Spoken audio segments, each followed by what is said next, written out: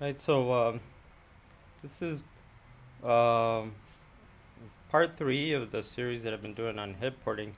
And this one is about the valve seat and the valve angles, what people will usually call a valve job. And so, if you've never been around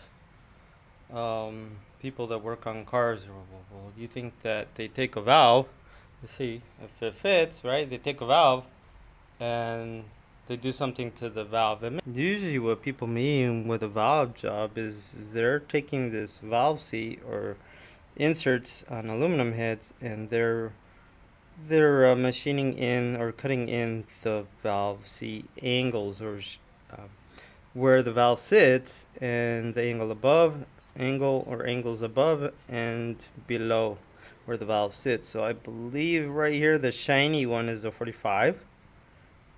Below it should be a 60. This is just the valve seat insert, and right above is should be something like a 30-degree angle on on the valve seat.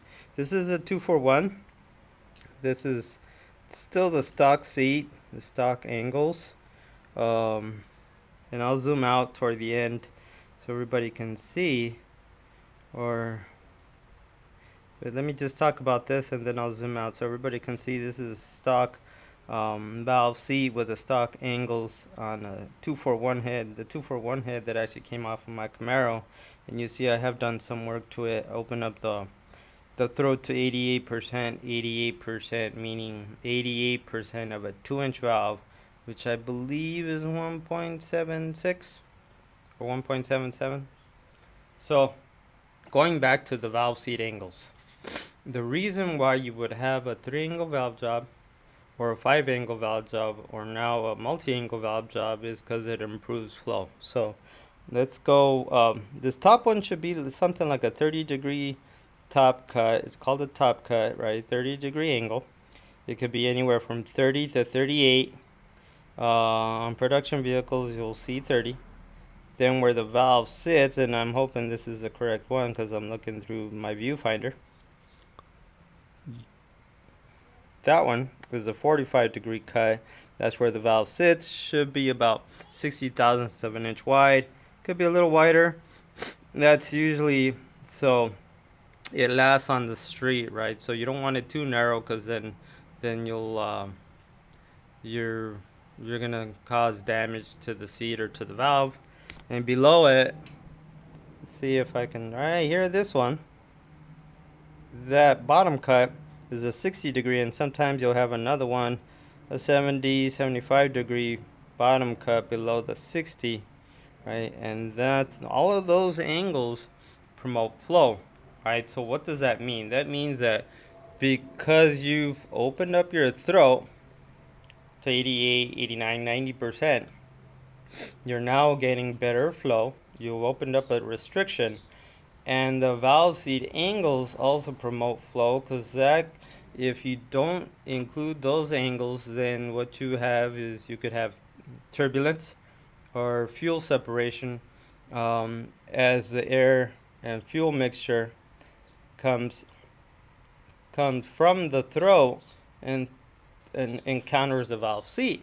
So because you want to continue to promote flow and cylinder filling, the angles help promote flow because 10 to 15-degree angles help smooth out the transition. That's what I'm trying to get at is it's a better transition than if you have just a 45-degree angle where the valve sits. The the air fuel mixture coming out through the throat and passing through the valve seat will be turbulent. And if you just have two angles, again, it's not as smooth as 3 or as 5. So you use all those angles to help the air fuel mixture transition as it goes through the pore, through the throat, and it transitions from there through the valve seat and into the cylinder. That's why you'll see this on performance applications is it promotes flow. It helps your cylinder filling, and it also, as I said, it minimizes fuel separation. So because your air fuel mixture is flowing and it's not becoming turbulent, you're not having your gas fall out of suspension, meaning puddling, or being in liquid form again. Um, so the conventional angles that you'll see will be 30-degree top cut, a 45-degree cut for angle for your valve to sit on, this valve seat angle, and something like a 60-degree right below it, and that should be, I believe, that one, right, right there, and that would be a bottom cut. Those increase CFM. So if you're like used to uh, uh, what is it, the flow bench, and seeing CFM numbers, that's what those three angles will help you improve the CFM. A fourth or a fifth angle, like a 70-degree, again, will help increase CFM. And the whole reason why you'd want to do this is because it all adds up. Um, um, Addressing the bowl, right? Doing the bowl blend. Um, uh, Addressing the valve throat, and then also doing a valve job, or cutting in the angles into your valve seat, help all add up to improve the flow, to keep uh, the flow going. They all add up to keep your velocity up, to flow high CFM, and to minimize fuel separation or puddling, right? So it all adds up, and this is what helps your engine hang on. That's also why these LS engines are so good, is because they're already designed in a manner to help with that. With the, I believe it's a 15-degree angle, valve seat angle, and so just some more thoughts on all of this. So I can back out now because I've showed you the valve seat angles, and I'll show you this is a 241. It's no longer stock. The valve seat angles are stock.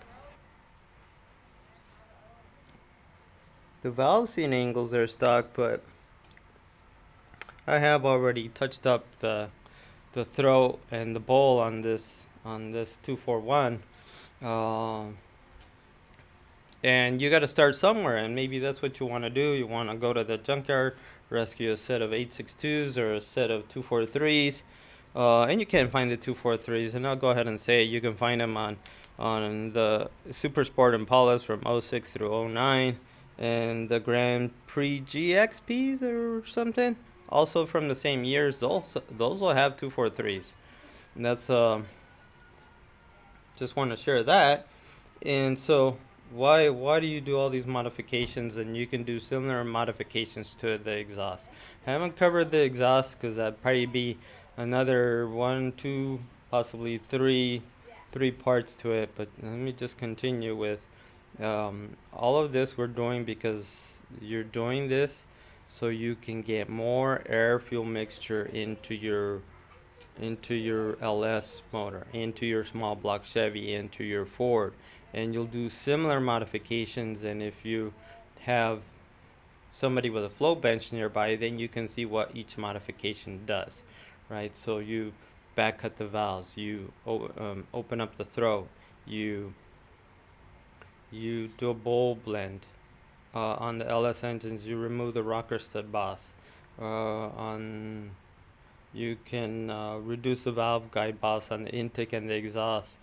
All of those are to promote flow, to keep the velocity up. So when you're either at the track or, I don't know, lined up against another hot rod, then you can be the one that has, staying power. You can be the one that has the excellent throttle response off idle or at a stoplight, or be the one that has excellent power all the way up through the top of the rev range, because you have the better flowing heads, right?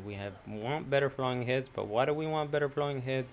Because you get more air fuel mixture, right? More cylinder filling, more efficient than the stock head, and that's what gives you that power. So that's why we do this. Hopefully that makes sense. And I do have some porting videos, and I can make more, and I probably do it with my 799. So again, hit that like button, be sure to comment, hit that subscribe button, and thank you for watching.